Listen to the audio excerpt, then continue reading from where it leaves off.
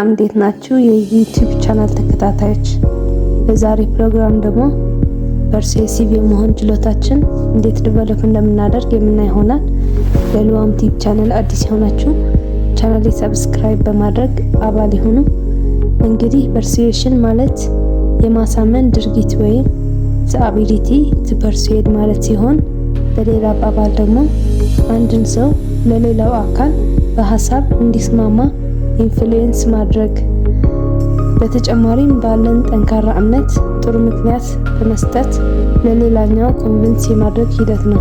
ፐርሱኤሽን በተለያየ መንገድ መግለጽ እንችላለን። ለምሳሌ ንግግር ስናደርግ፣ በክርክር ወቅት ሊሆን ይችላል። እንዲሁም መግለጫ ስንሰጥ ወይም በምናቀርባቸው ሀሳቦችና ሌሎችም የኛ አስተሳሰብ ለሌሎች በመጫን በራሳችን አስተያየት እንዲስማሙ ማድረግና ሀሳባችን ሪፍሌክት የምናደርግበት ሜካኒዝም ነው።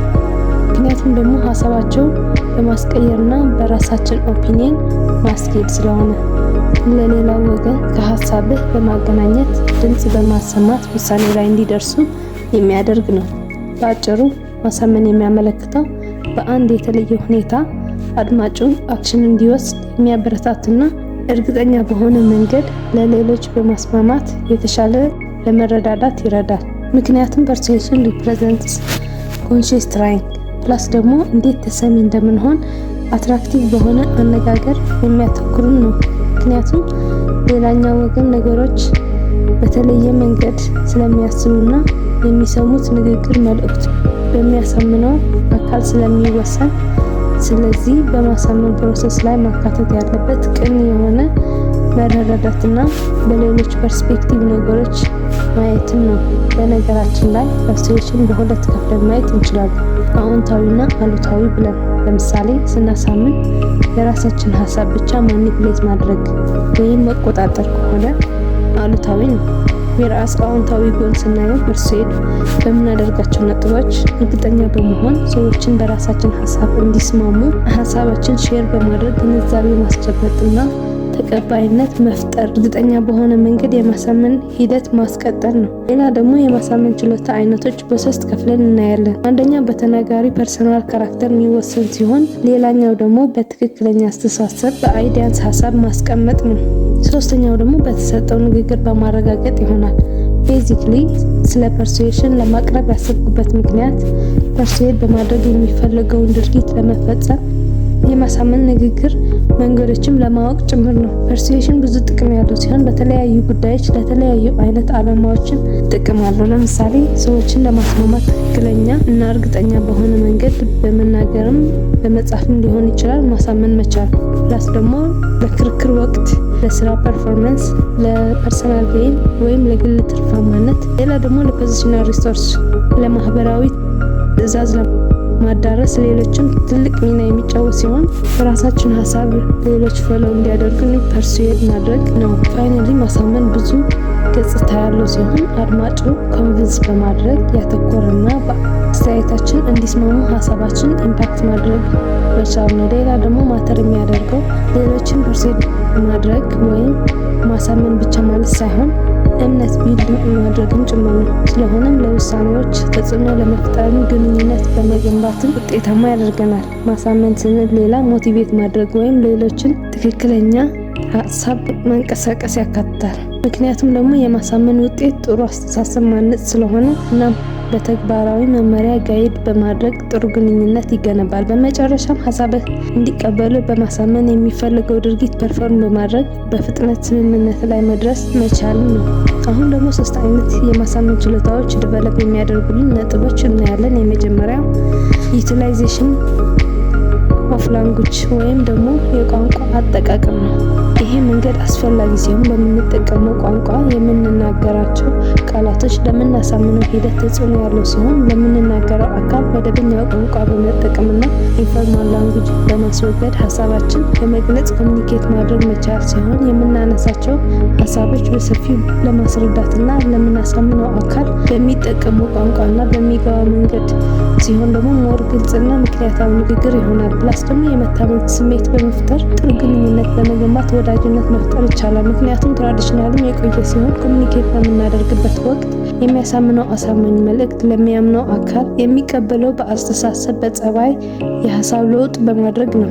የዚህ ዓላማ ደግሞ ሌሎች ወደ ትክክለኛ ኦፒኒየን ለመንቀሳቀስና ሞቲቬት ማድረግም ያካትታል። ከዚህ በተጨማሪ ደግሞ ሀሳብ ቀና ሆነ ከሌሎች እይታና አስተያየት ለአድማጩ በተረጋገጠ ሀሳብና በሰፊው ለማብራራት ሲሆን በተጨማሪም ደግሞ ሌላኛው ሀሳቡ ግልጽ እንዲሆንም ነው።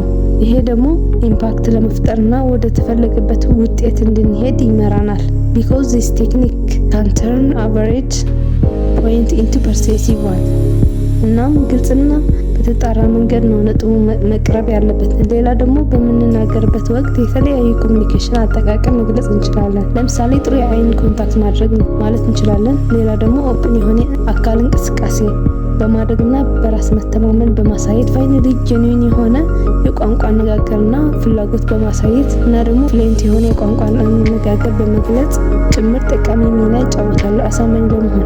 በነገራችን ላይ ሁሉም ሰው የራሱ የኮሚኒኬሽን ስታይል ይህንን መገንዘብ ደግሞ በንግግር ወቅት ያለው ልዩነት ማወቅና የራስ አቀራረብ አዳፕት ለማድረግና ሀሳባችን ግልጽ እንዲሆን ያደርጋል።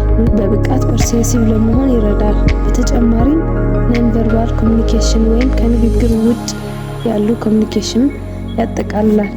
because it will help to be our idea more open። ስለዚህ የቋንቋ አጠቃቀም የማሳመን ችሎታችን ዴቨሎፕ የምናደርግበት አንዱ ነጥብ ነው። ሁለተኛው ደግሞ accepting objections or ተቃውሞ መቀበል የምንለው ነው።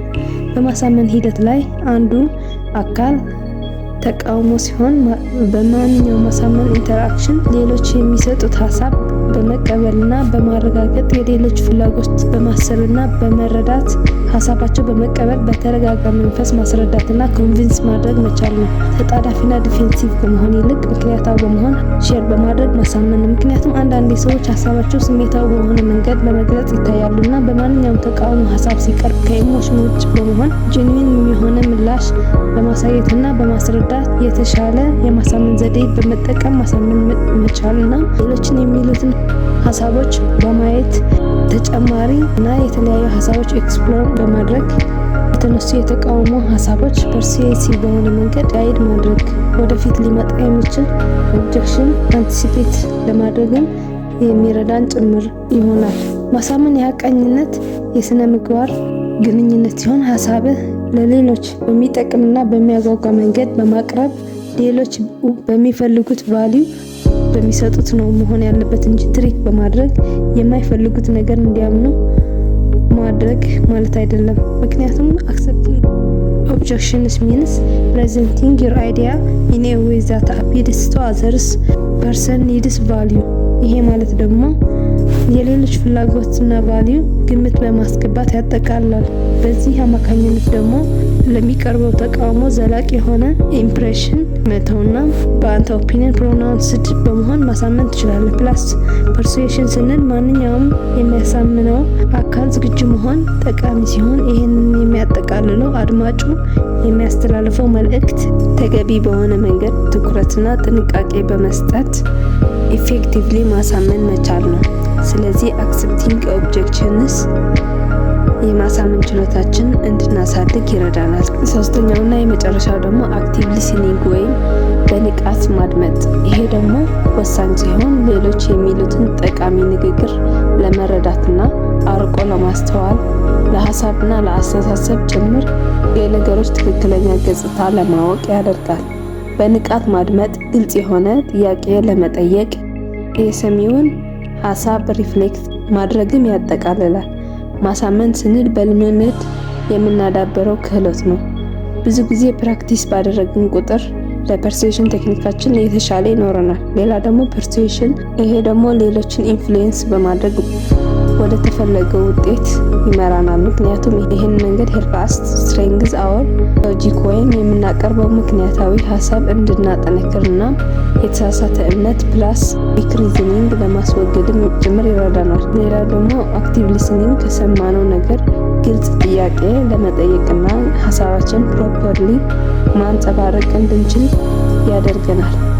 plus it predicts potential objections and prepare responses in advance። ይሄ ማለት ደግሞ የመቃወም አቅማችን ፕሬዲክት የሚያደርግና ተጨማሪ ምላሽ ለማዘጋጀት ይጠቅመናል። because preparation is crucial። ሁሌም ለማስረዳት ለማሳመን ዝግጁ መሆን ጠቃሚ ነው። ሌላ ደግሞ persuasion ተግባራዊ አሰራር ፕሮቫይድ የሚያደርግልን ሲሆን የኮሚኒኬሽን ችሎታችን ለግልና ለስራ ሙያዎች ጭምር ፕላስ ደግሞ አጉልቶ የሚያሳየው ጥቅሙ በሐቀኝነት ሌሎችን በማሰብ እውነተኛ ግንኙነት በማነጽን ጭምር ሌሎችን የሚያቀርቡት ሀሳብ ኮንሰርን በማድረግ ሌሎች የሚመጣው አስተያየት ለመቀበል ጭምር ነው። ምክንያቱም በንቃት ስናዳምጥ የተለያዩ ሀሳቦች ከተለያዩ ሰዎች አዳዲስ ነገሮች ማወቅ መረዳትም እንችላለን። ስለዚህ በማሳመን ሂደት ላይ በንግግር ወቅት ለምንሰጠው ምላሽ በንቃት ማዳመጥ ያስፈልጋል። በተጨማሪም ከሌሎች የመማርና የመስማት በፍጥነት ስምምነት ላይ መድረስና የተሻለ እይታም ይፈጥራል እና ሌላውም የሚያሳትፍ ነው። ምክንያቱም የሚያሳትፈው ከሌላው አካል ችግሩ ለመፍታት ሼር የተደረገ ሀሳብ ስለሆነ ይሄ ደግሞ በአሳማኙ ዘንድ እምነት ቢልድ ለማድረግ የሚረዳን መንገድ ነው። ስለዚህ አክቲቭ ሊስኒንግ ወይም በንቃት ማድመጥ ለዚህ ይጠቅመናል። ለዛሬ ስለ ፐርሱዌሽን ወይም ማሳመን ስኪላችን እንዴት ዴቨሎፕ እንደምናደርግ ያቀረብኩት ይሄን ይመስል ነበር። ስለተከታተላችሁን ከልብ አመሰግናለሁ። በቀጣይ በሌላ ቪዲዮ ማቴሪያል እስከምንገናኝ ሰላም ሁኑ።